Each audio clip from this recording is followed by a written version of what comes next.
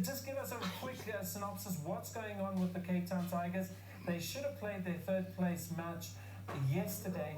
They haven't. There's been a COVID outbreak between the two teams. One of the teams, if I'm correct. What will happen now with the Cape Town Tigers? Hello, thank you very much. Good evening to the viewers.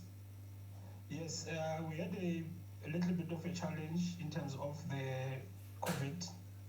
So we are just waiting for FIBA to conclude on this matter.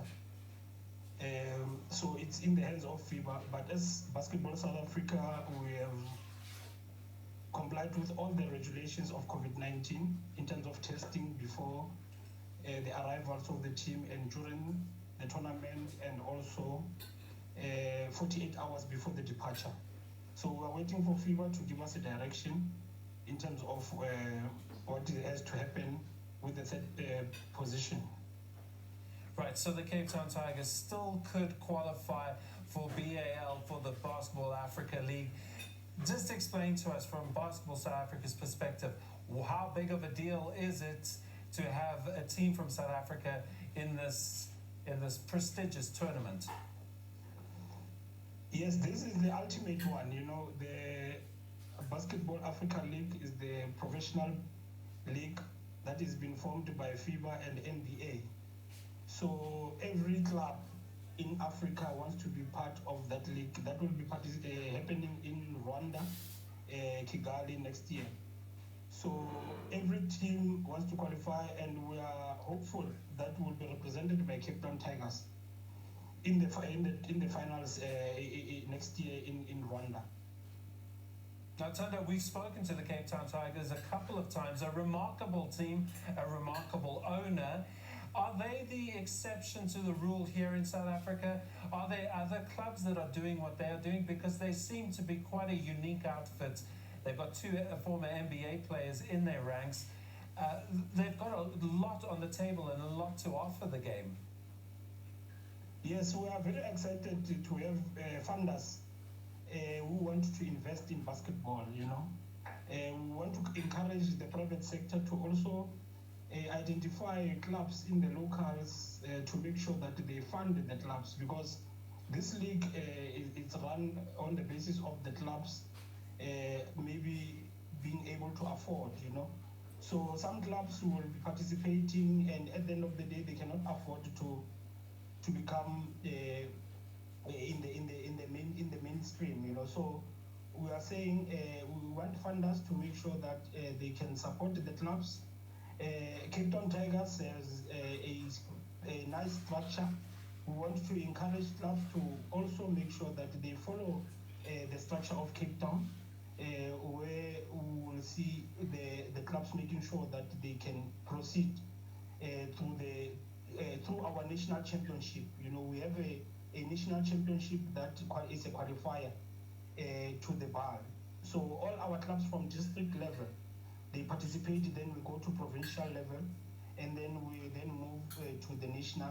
That is how Cape Town Tigers is representing South Africa. And also in the other countries around Africa, they also, the club championship, the winners of the club championship, they represent their countries in this league.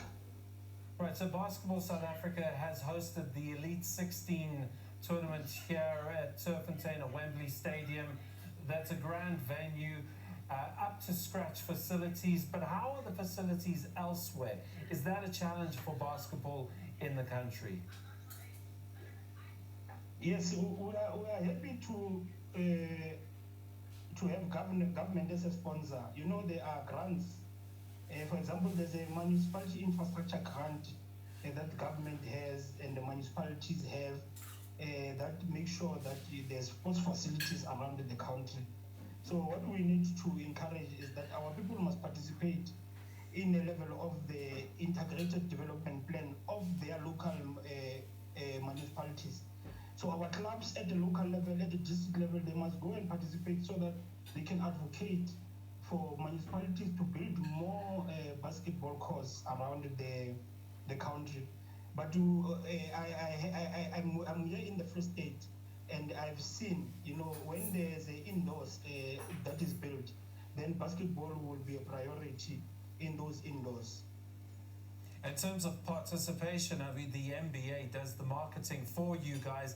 SABC is now broadcasting NBA matches. ESPN Africa has also come to the table with a full array. So there's plenty of avenues for spectators to watch the game, get interested. Are you seeing an influx in numbers now? Yes, I'm excited, especially with us hosting this tournament. The basketball lovers are very excited. You can go on social media, you will see there's an interest amongst our basketball lovers that they want to see basketball flourish in the country. We want to take our sport back. We were just behind football previously, so we want to go back to that sport to become the second or the best sporting code in the country. So everybody's excited, especially with this tournament. And we as the competition commission, we are going to have more competitions from a level of young mini basketball up to a level of institutions or club level. So we will urge that funders must come on board and assist us in terms of making sure that we take this sport back to our people. Thando Mboxwana from Basketball South Africa, thanks very much for joining us. Best of luck, exciting times. Participation is the key. Get people involved, get them excited. No, thank you very much for SABC for giving us this opportunity.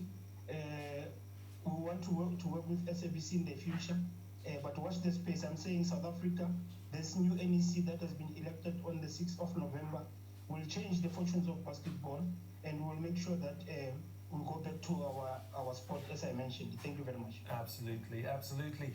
Right, so there you go. Basketball, where it's at, participate, find a club, join, get involved. We're going to take a quick break.